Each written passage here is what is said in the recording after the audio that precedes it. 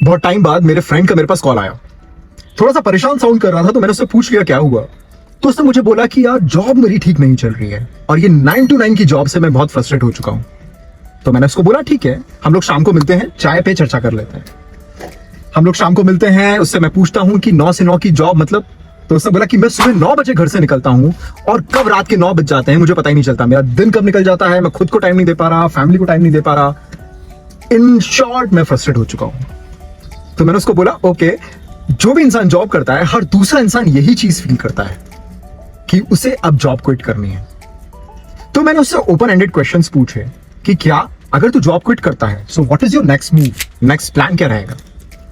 तो उसने बोला मुझे कि मेरा गोल ये है कि अब मुझे पैसा कमाना है, अब मुझे वो बंधन वाली लाइफ नहीं जीनी जिसमें मुझे सुबह 9 बजे जाना पड़े, रात के 9 बज रहे हैं, 9 घंटे मुझे डिवोट करने पड़ रहे। तो उसका मिथ मैंने सबसे पहले क्लियर किया कि अगर तुझे बिजनेस में आना है तो be prepared for working 24 hours around the clock.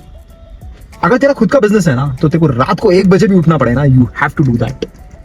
तो इस माइंडसेट को थोड़ा सा चेंज करना पड़ेगा तुझे।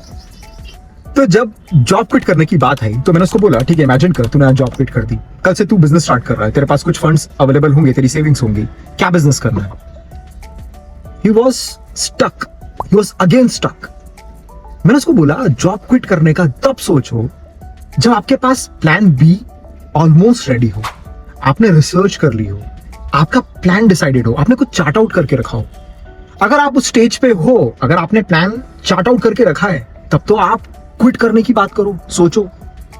तो उसको शायद ये बात समझ आई। मैंने उसको बोला गिव योरसेल्फ कंप्लीट 1 मंथ, 1 महीना दे। जब तेरे पास टाइम अवेलेबल है ना, रात के 9 के बाद इवन, या जब तेरा ट्रेवल टाइम रहता है, या सैटरडे संडेज को जब तेरे पास टाइम है ना, devote that time for your business planning. पर उसने बोला ओके ठीक है, इट मेक सेंस। पर मैं सबसे पहले उसको बोला कि अगर तेरे को बिजनेस प्लान करना है तो पीडीसीए साइकिल फॉलो कर लेना। तो उसने बोला पीडीसीए साइकिल क्या है। मैंने उसको बोला सबसे पहले प्लान कर, ये तो तेरा 1 महीना रहेगा ना, that will be your planning phase. Second do, उसको स्टार्ट स्मॉल, छोटे लेवल पे स्टार्ट करना, एकदम से पूरा का पूरा पैसा फंड्स इन्वेस्ट मत कर देना।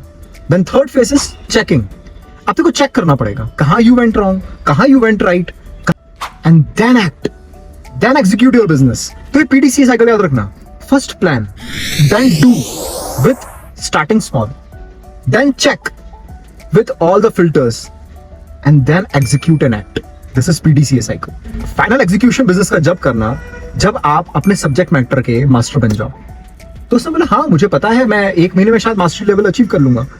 तो मैंने उसको बोला देख इसमें बहुत सारी स्टेजेस हैं। सबसे पहले स्टेज होती है लर्निंग की, that is you are being novice.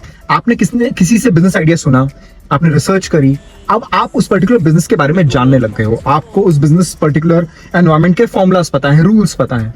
So you are at novice level. बाद सेकंड स्टेज जो आती है वो आती है कॉम्पिटेंस स्टेज। कॉम्पिटेंस स्टेज वो है कि अगर आपको कोई प्रॉब्लम दी जाए तो उसका आपके पास एक सॉल्यूशन है या 2 सॉल्यूशंस हैं, आपके पास वो कॉम्पिटेंसी लेवल आ गया है। पर उस सिचुएशन को, उस प्रॉब्लम को अगर मैं डायनामिक एनवायरनमेंट में ला देता हूं so you won't be able to solve it. तो उस टाइम पे कॉम्पिटेंसी काम नहीं आएगी, उस टाइम पर प्रोफिशिएंसी काम आएगा। So third level is proficiency. अब प्रोफिशिएंसी मतलब डायनामिक एनवायरनमेंट में अगर आप किसी भी चीज को एग्जीक्यूट कर पाओ तो उसे बोलेंगे कि you are being proficient. Next level आता है एक्सपर्टीज का।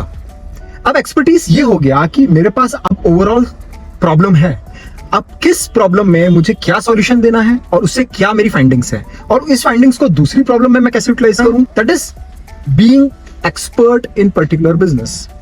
लास्ट जो स्टेज आती है दैट इज मास्टरी। अब मास्टरी ये है कि आप किसी भी बिजनेस एनवायरनमेंट में आप लोगों को सॉल्यूशन प्रोवाइड करवा पाओ। अब आपकी प्रॉब्लम आपकी ना रहते हुए आप एक ऐसे मोड पे चले जाओ जहां अब आप दूसरों को सॉल्यूशन दे पा रहे हो, उसको बोलेंगे ट्रू मास्टरशिप। तो 1 महीना जो तुम्हारे पास रहेगा प्लानिंग फेज का, जिसमें तुमको बिजनेस को प्लान करना है, keep that thing in your mind कि वो आप सिर्फ नोवाइस स्टेज पे होगे। नोवाइस के बाद सेकंड आएगा कॉम्पिटेंस, थर्ड आएगा प्रोफिशिएंट, फोर्थ आएगा एक्सपर्टीज और फिफ्थ आएगा मेंटरशिप। बिजनेस में क्या गलती करते हैं कि बिना रिसर्च के और बिना एक्सपर्टीज के, बिना मेंटरशिप के हम उस पर्टिकुलर जर्नी में एम्बार्क कर देते हैं। वही प्रॉब्लम मेरे फ्रेंड उद्देश्य के साथ हुई। वो जॉब क्विट करना चाहता है पर उसके पास प्लान बी रेडी नहीं है, प्लान बी रेडी है पर आधा अधूरा रेडी है। उस मोड में आओ, plan, do, check, act, PDCA cycle. Second, what is your level of learning and implementation. So this is the crux. कोई भी बिजनेस स्टार्ट करना है तो इन दोनों मॉडल्स को जरूर यूटिलाइज करना। Thank you so much.